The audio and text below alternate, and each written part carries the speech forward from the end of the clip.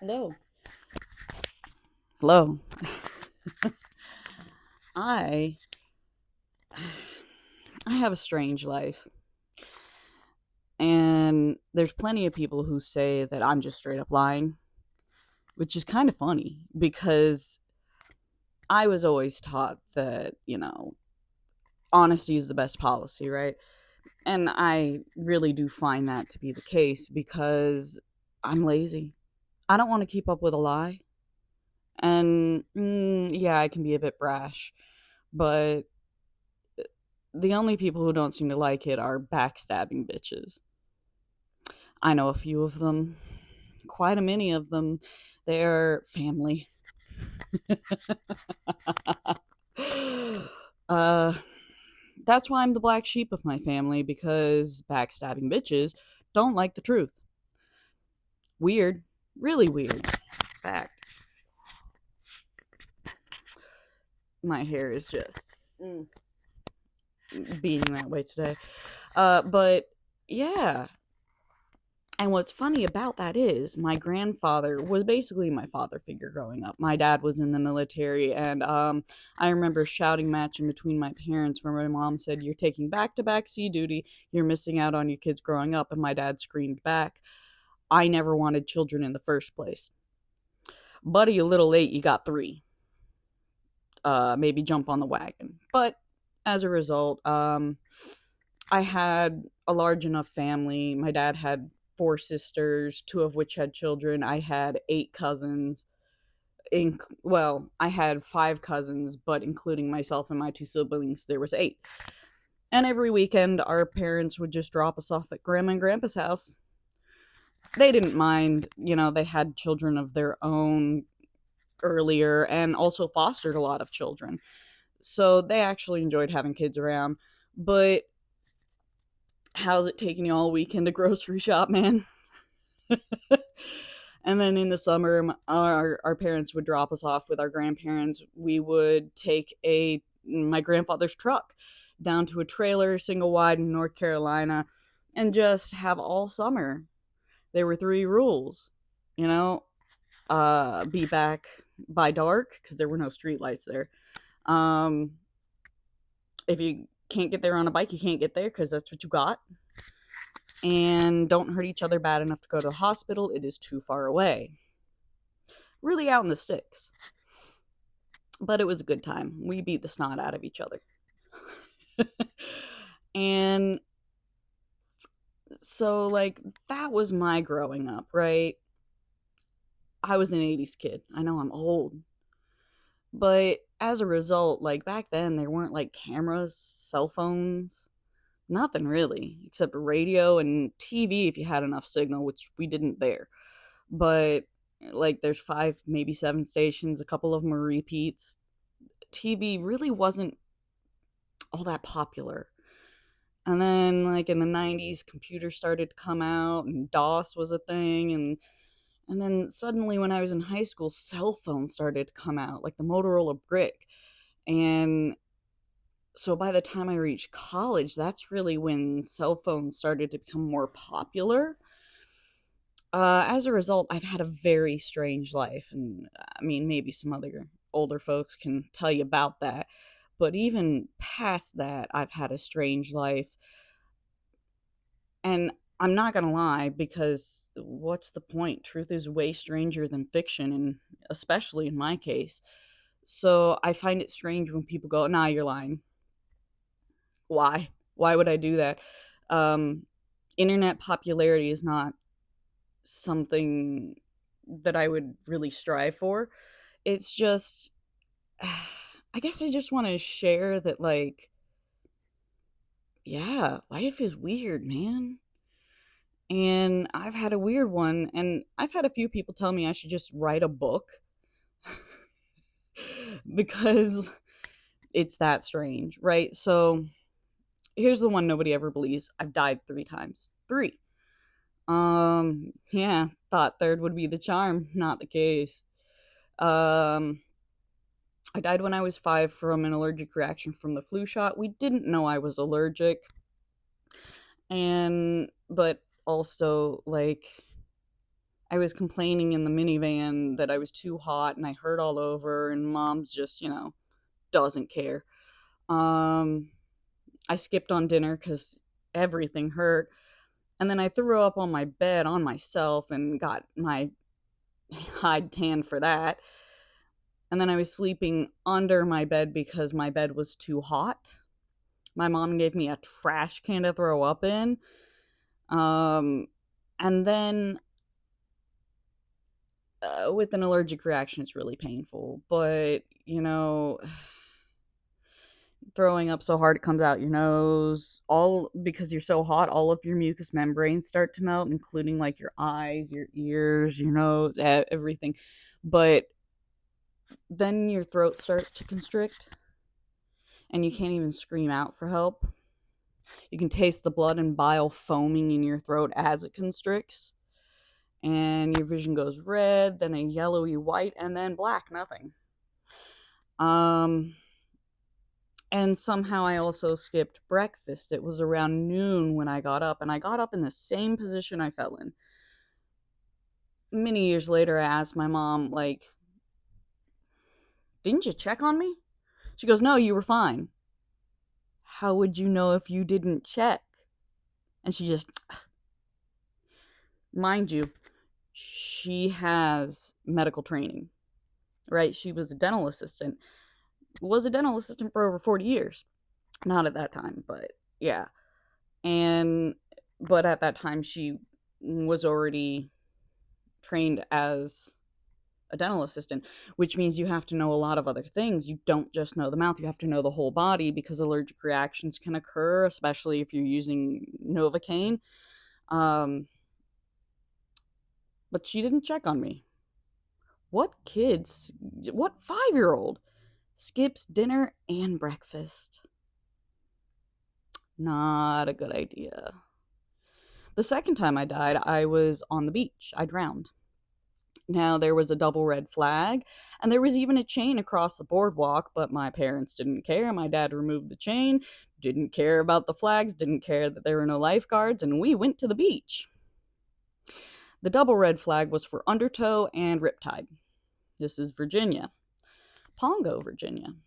And it's the officer's beach, because my dad was an officer. Yeah, I drowned. I was bodyboarding, wave caught me, crashed on top, tumbled me across the wet sand at the bottom, lost all my air, and my head was facing the shore and my feet were facing out into the ocean.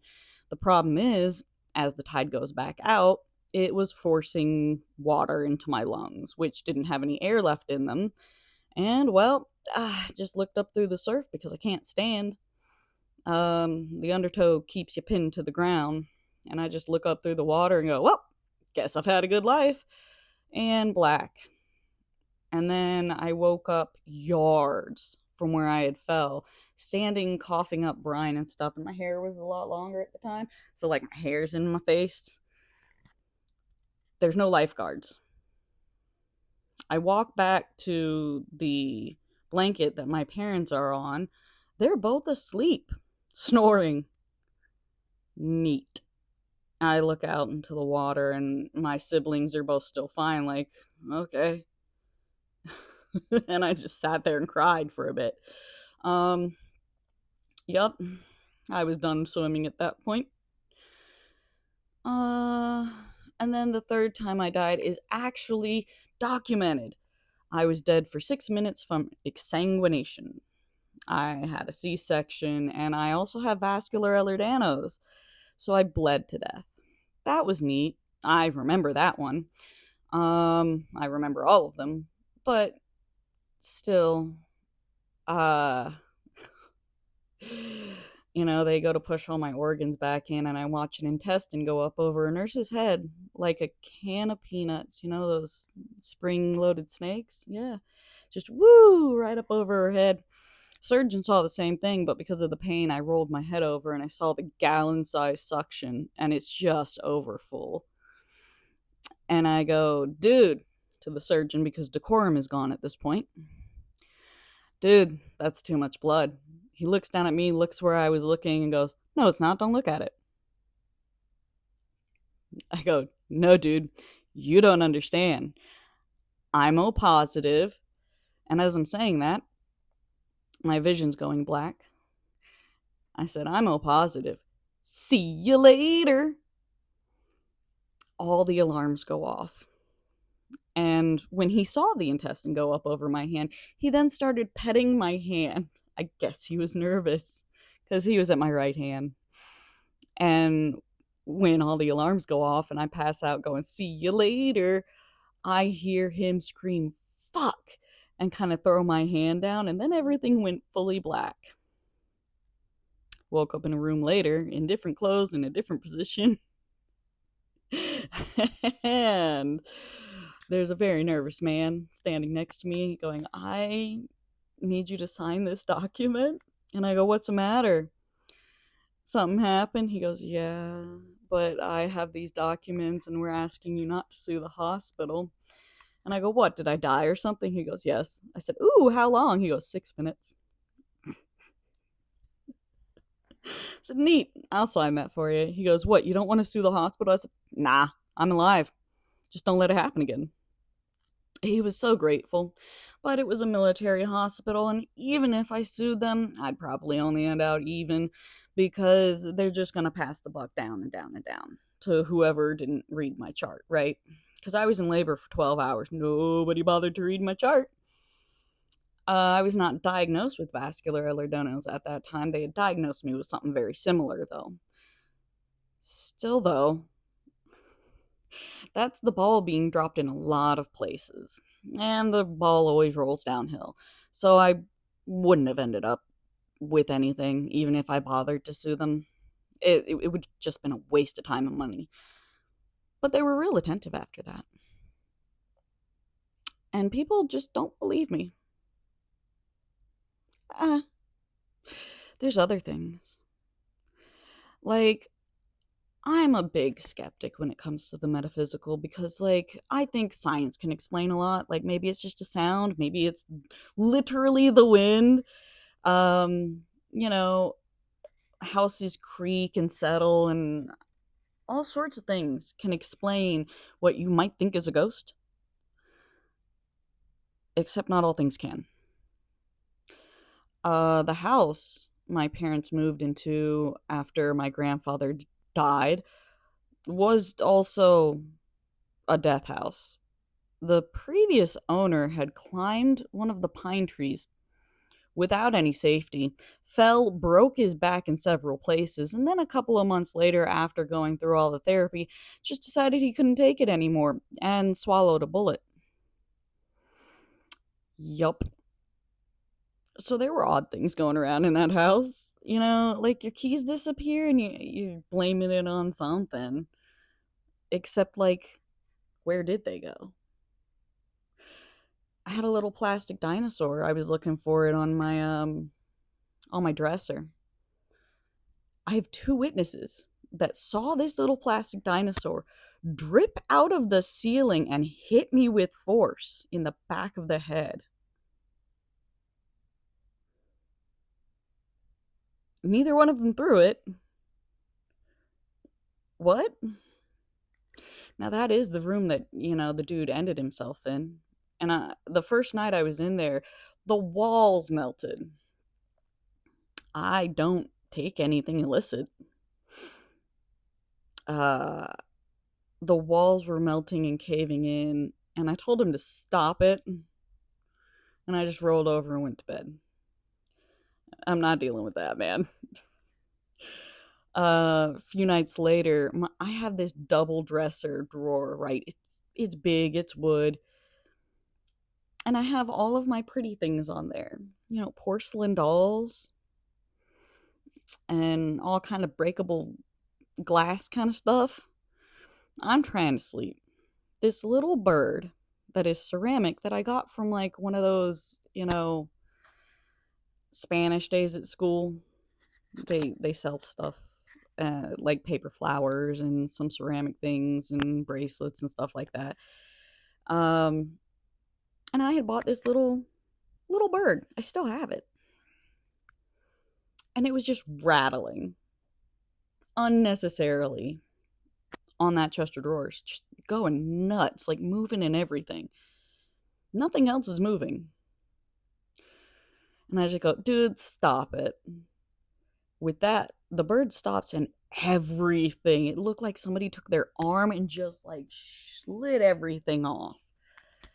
It all slid off of that drawer, of that chest of drawers, and hit the wall. You could hear everything breaking. And I could see it too, because, there's enough light coming through the windows because our neighbor has a floodlight. And I just go, dude, you better pick all that up. I'm not dealing with that. I am going to bed. Rolled over, went to bed. Everything in the morning was back in its place except the little bird. It was turned around. What? There was nobody else in there. Also the radio in the attic. Yep, there's a radio in the attic, except there's not. There are no electronics in that attic because it gets so hot it melts them. So we don't put any electronics up in the attic. Aside from that, there's no plugs in the attic. Batteries explode in the heat. There's no radio in the attic. But from that room, at around like 2 a.m., you can start to hear a song in the attic, and it sounds like it's over top of the bedroom that's across the hallway.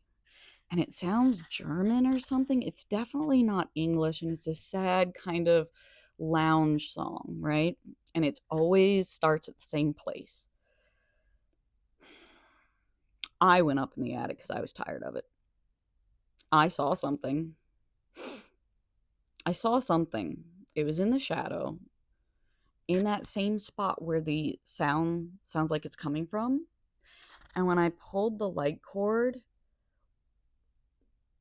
it disappeared more slowly than the light emerged.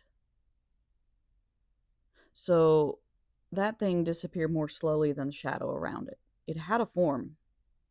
All black, red eyes even. Like, I don't believe in that kind of crap. But I saw it.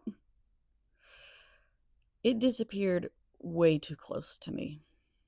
And so after that, I was like, fine, have a radio in the attic. I don't care. Because fortunately, it didn't touch me. A couple of years later, somebody else was in that room. And I had come back from college to visit. And she just looks exhausted, right? I go, the radio in the attic keeping you up at night? Her eyes got huge. And she goes, you know about that? Nobody had told her about that.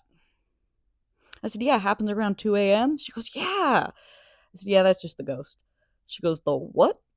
And I go, yeah, that's just the ghost. I mean, there's no radio up there. You can look. I would suggest looking during the day, not at night. But yeah, there's no radio, and you can't hear it from any other room.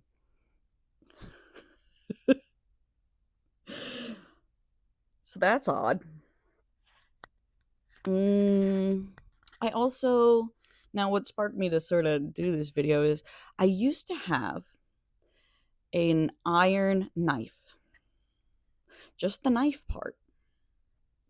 Where this house is, the Custer Trail is within that property line. It actually splits.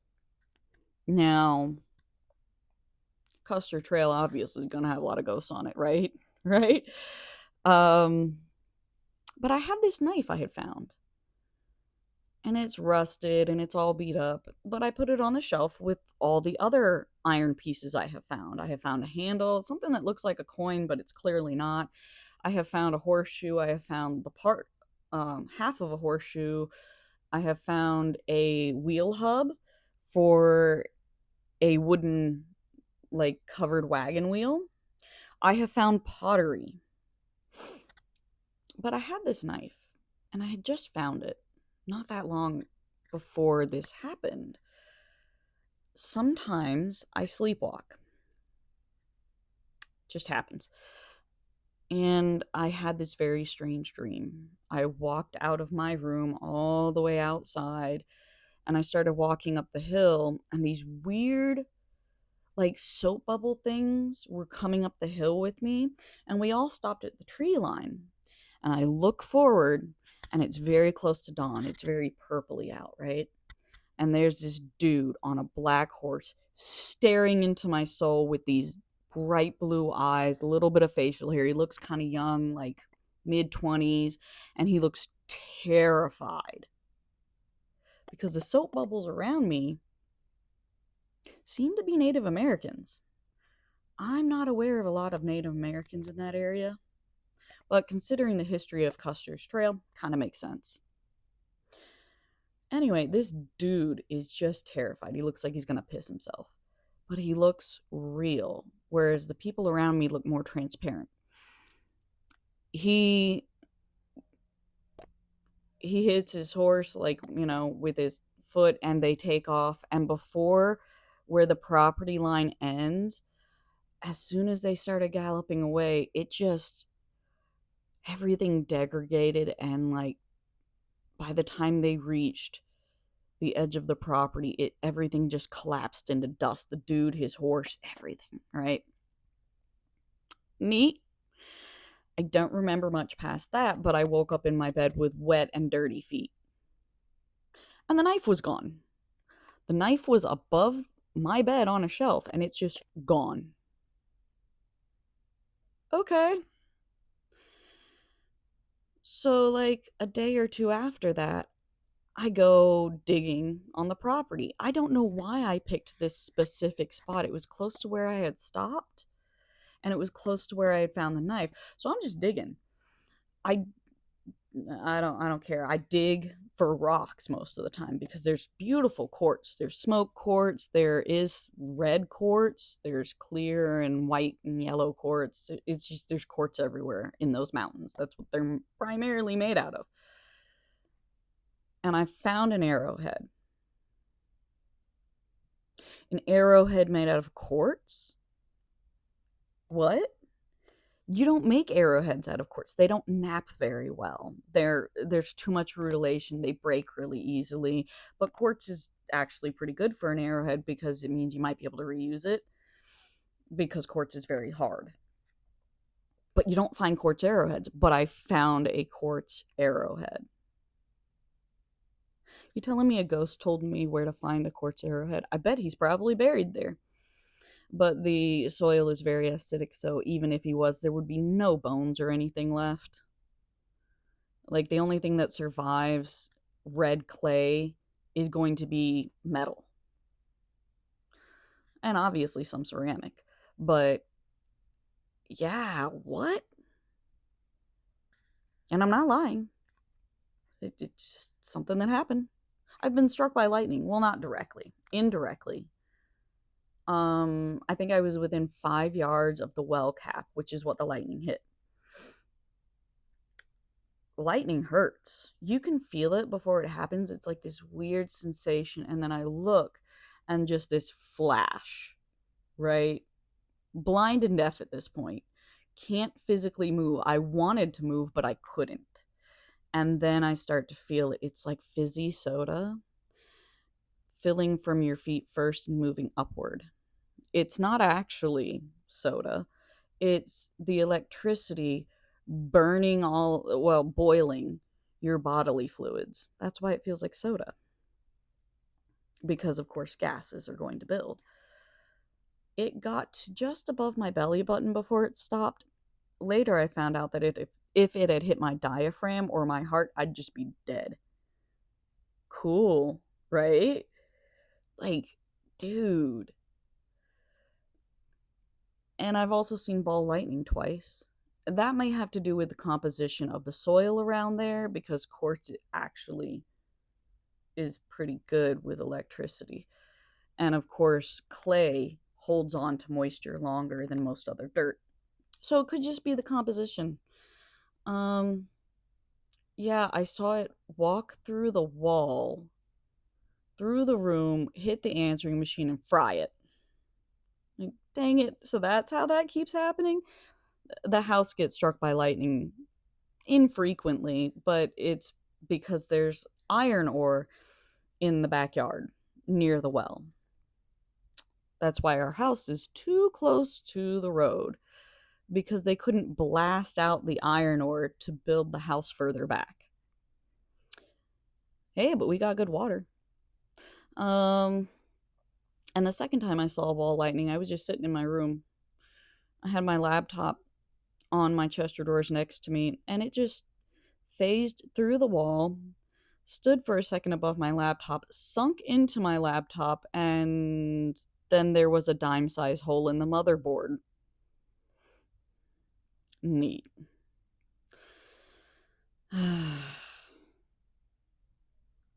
So, like, people say I'm lying. Why would I? That stuff's a pain in the butt. Here's another one. Medically, I am a unicorn. I have vascular Ehlers-Danlos, and as a result, in 2005, I was skiing. I took downhill skiing as my phys ed while I was in college. Neat, right? Um, and this was part two, so we were being taught how to do moguls and jumps and quarter pipes and all kinds of rad stuff, how to ski backwards and things, you know? And I had been going over the jump quite a few times, landed really well each time. I had gone over it at least 2 dozen times. It was fun. It's a 2-story jump. Come on, man. But the inside right of my back ski caught, and I did a slow rotation. I landed on the back of my head, like where the pons is. Yeah, neat. That thud hurt real bad. Even if I'd been wearing a helmet, wouldn't have saved me. But then, your line of vision stops at about, here. And my skis, my bindings, my feet entirely went beyond my line of vision. And I have 250 skis, so they're almost as tall as I am. So, a little over around 5 foot. And all of that went past my line of vision. My chin hit my sternum. And, well, get up. Because if somebody's coming over that jump after you, you don't want them to land on you. Get up. Got up, felt my neck, like, man, that's gonna suck later. Sure did. I didn't go to a doctor. I didn't have insurance. So that happened in 2005. In 2017, I finally got an MRI for it, and I fractured my neck, both at the atlas and in between C5 and C6. The only reason I didn't die is because of my vascular Ehlers-Danlos. Everything dislocated rather than severing. So I can still walk and talk and breathe and stuff. Isn't that neat? Hurts all the time. It is causing some neuropathy. I was told it would cause neuropathy, leading to paralysis, and when it hits my diaphragm or heart, just toast. I'll be trapped in my own body as I die. Super fun. Oh, but vascular Ehlers-Danlos, a lot of people die around the age of 50, and I just turned 43, and who cares, man? They also have the upward of 80 years. I mean, pretty sure my grandpa had it, and he lived a really long time. Not as long as he should have. The good die young. But I saw that man move way faster than he ever should have been able to. He did have a broken back. He had a hump and everything. Like, dude. But yeah, like, truth is stranger than fiction. I could tell you some of the grossest things I've ever seen, and it still wouldn't, like, be even close. Like, and I have always thought that knowledge is power. The more you know, the better. The better you'll be able to go through your life, especially if you have compassion. Because if you show other people compassion, you'll get along with them a lot better than, say, aggression. You catch more flies with honey than vinegar. You can't take it back once you've been mean. So just lead with compassion and kindness. I don't see how there would be a downside to that. But yeah, like, I've done some pretty rad things in my life, and I've seen some odd things. And while I don't necessarily believe staunchly in the metaphysical. What other explanation could there be? I watched I watched my brother put down a picture of, it was red Kool-Aid in a clear Tupperware pitcher, right? There was maybe like a quarter of an inch left in it, and he wanted to finish it off so you could start a new one, right? He goes to pour it out, and the red doesn't move from the bottom of the pitcher. He shakes it upside down, and it still doesn't move. He put it down on the counter, looked into it, and that red Kool-Aid exploded with so much force it went up his nose and hit the ceiling. What explanation could there possibly be for that? Like, really? You gotta make a sandwich, you put your bread down, you turn in the fridge to get, mayonnaise or mustard or whatever. You turn back around, the bread's on the floor. Pick it up, put your mayonnaise and mustard on it, turn to get, your lunch meat for it, turn back around, the bread's on the floor again. Face up at least, but I'm still making my sandwich. Stop it, ghost. Like, what are there, miniature wormholes hanging around that house? Look, God works in mysterious ways. Are we sure? I have some tarot cards. I have crystal balls. I have all kinds of rocks, because rocks are cool, man. Rocks are cool. It's really cool when you can carve them into shapes. But I don't think that they're going to do anything for me. I don't think bloodstone is going to give me fortune. Maybe if I eat it. I don't. Quartz is balancing. That's why they use it in watches and radios. But then explain to me Western State Hospital that is surrounded by those mountains that are full of quartz, and they still manage to have hundreds of people in there. Right? Right?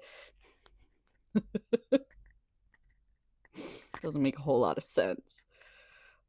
But either way, there's some invisible thread out there, right?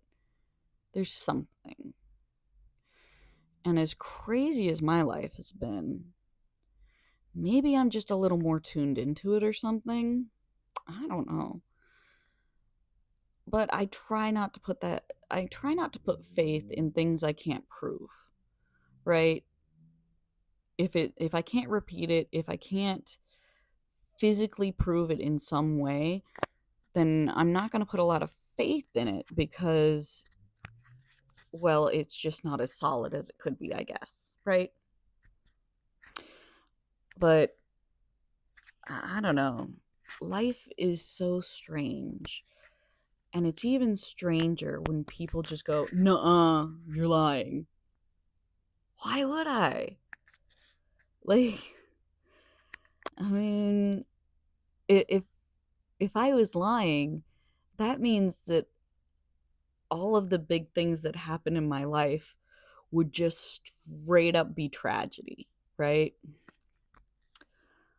And I try not to look at my life that way. Sure, a lot of bad things have happened, but I'm still on this side of the dirt. You know, fight. I, despite being the black sheep of my family, am somehow always the beacon. When stuff goes real wrong and people call me for advice, yeah. Somehow I hold everything together, but the second I lose my cool, oh, the world is falling apart. Is it because you depend upon me? Yeah, I think so. I'll be seeing more of that shortly. Unfortunately, they have found calcification of blood vessels within my mother's brain. She doesn't think anything's wrong, and my dad has finally started to realize that something's off. But because of assault and gun charges, I got kicked out of the house. Those charges were not against me, they were against my father. And he kicked me out of the house, even though I was trying to hold the house together. Since I moved out, though, he has started to realize what I was actually doing. And the attorney general even told me that I was doing everything right, as well as the victim's advocate and some other people that I've talked to, including a psychiatrist, all said I was doing the right thing. Yet here I live in crazy land. Last time I visited my parents, they were, for some reason, saying that they didn't want to go to a retirement home. I didn't bring up the issue. I work in retirement homes, though, and I agree. But when he stated that, I said, "Yeah, Dad, why did you think I got a CNA? Love ya." And I saw his hand shake. I'm going to have to move back to that place to care for my mother and my father because both of them lived in New Mexico for 5 years and drank the arsenic water. We'll filter it. Arsenic is too small of a particle. It doesn't filter out. Do you know what the long-term effects of arsenic poisoning are? Alzheimer's. And they're both looking like it real bad. I was slated to care for my parents by both of my siblings because neither one of them is willing to care for them, and apparently I hate them the least. I don't know if that's true or if I'm just more patient. Whatever. At least I have the qualifications to do so. I plan on getting my med tech that way in case there's any medicine involved. There's no gray area with my ability to hand them out. Even if I'm just assisting with medication, I should probably just have that as a backup. But still, like, life is crazy, man. Why would I lie? I mean, example. Do you know what the inside of a metal trash can sounds like? I do. My cousin forced me inside of a metal trash can, took a bungee cord from handle to handle, through the top handle of the lid, and then rolled it down the street, beating it with a metal baseball bat. And she played softball. She was a pitcher. She has a good swing. And then it got hit by a car. I know that because they said, "Car, car," and they were running out of the way, and then bam. And then they continued to roll it down the street, beating it. It is terrifying to be inside of a small space and have it dent in right next to your head. You can't see where that bat's coming from. I was pinned by my waist in that trash can. I could not physically get out of it. And when I was found by my grandfather, he was very upset. Doesn't have a metal trash can anymore. Safety first.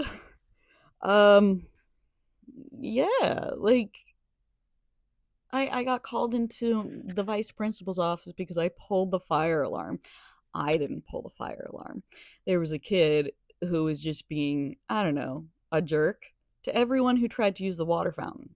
He said it was his water fountain. Okay. I took a strap of his backpack and put it around the fire alarm and then goaded him into hitting me. I didn't pull the fire alarm. But I was waiting in the vice principal's office, and my cousin comes in. She's the school bully. The same one that is, the softball pitcher. She's 4 years older than me. No. Yeah, somewhere around 4, maybe 6 years older than me. And she used to beat the blood out of me on the frequent. And I'm sitting there, I go, "Ooh, you're in trouble." She's like, "Shut up." I'm like, "Ooh, they're gonna have to call Grandpa and he's gonna tan you. Ooh, shut up." "Yeah." And I use her full name, which she hates. She picks me up by my collar. My feet are not touching the ground and just starts gut punching me. And I go, "Yeah, harder, come on." And she's just going for it, right? And the vice principal walks in. Perfect. I get called into the office first, and he goes, So this is what you're in trouble for. I go, I didn't do it. And besides, I'm betting he's not going to have that as his water fountain anymore. He goes, you can't do that. I'm like, I don't plan to. And he goes, and how do you know her? I go, oh, that's my cousin. He goes, what? I go, yeah, that's my cousin. You're going to have to call grandpa to come get her because both of her parents are at work. He goes, you know her?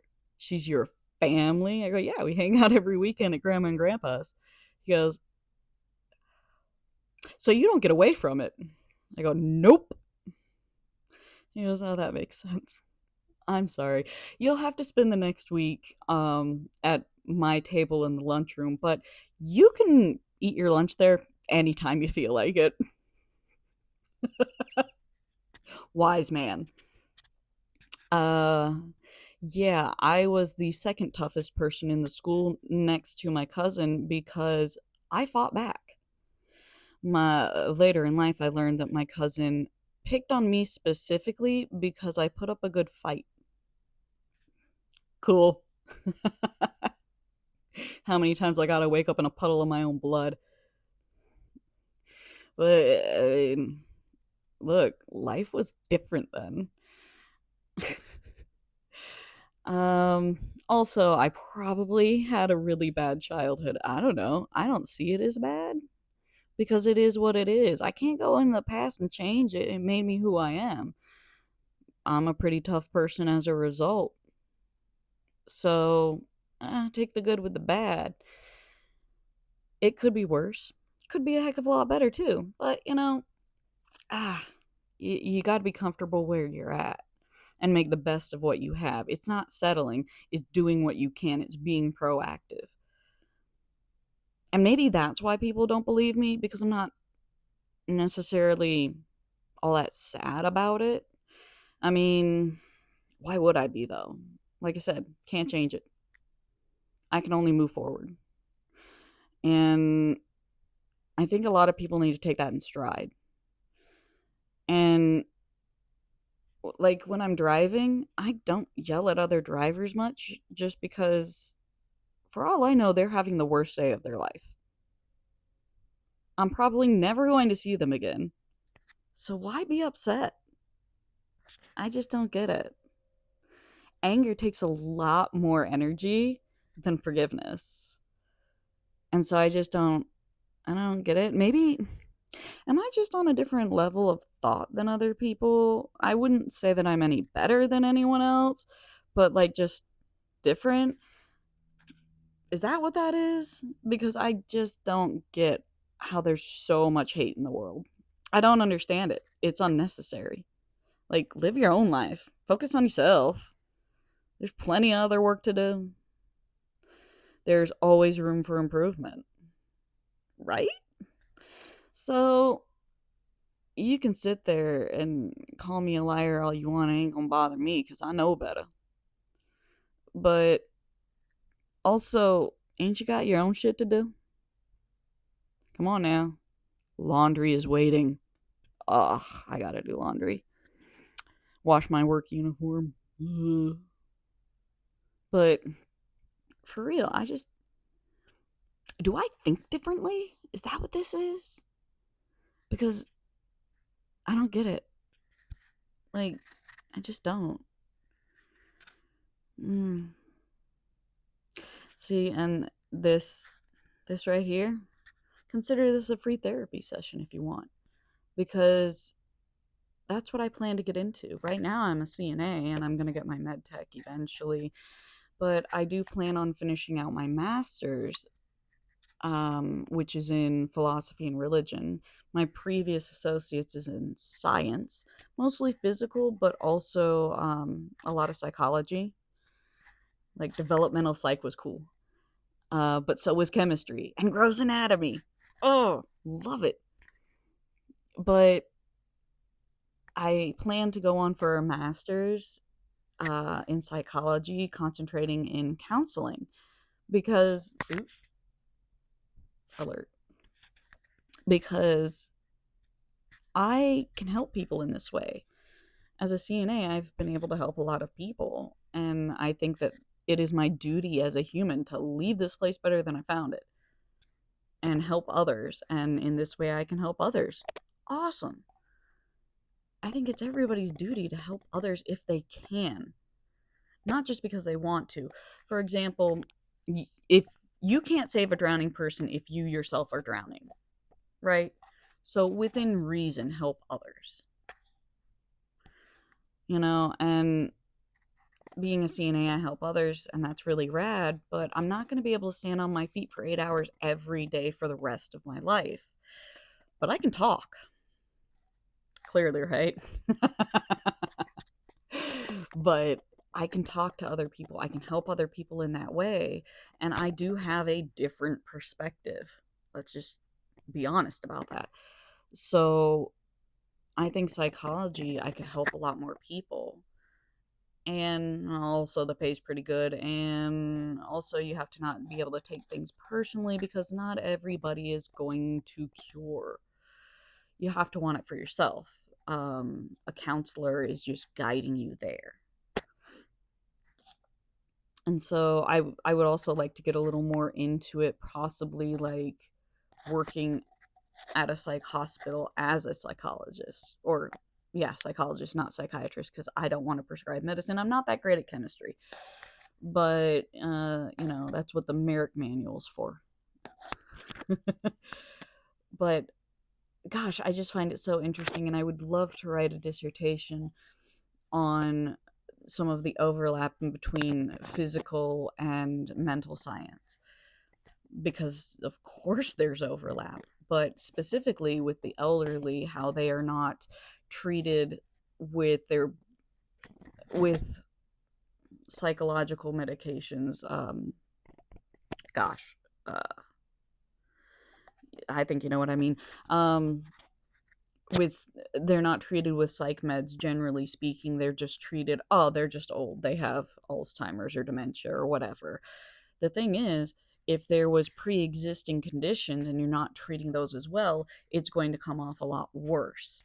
So I would love to see an overlap of those two situations, because I do believe that there has not been a lot of psychology in the past, and the people who are aging out right now don't necessarily have the diagnoses that they need. Therefore, they don't have the medications that they need, because of the necessitation of the lack of psychological evaluation previously to their admission within a living facility. I know that's a lot of words. Man, I'm going to be great at writing that dissertation. No. But I also have a lot of clinical experience, and I have seen this horrendous lack of overlap.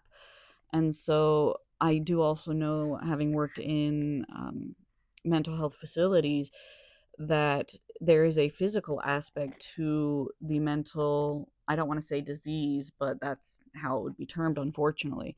For example, with depression, a lot of people with depression show physical symptomology of pain.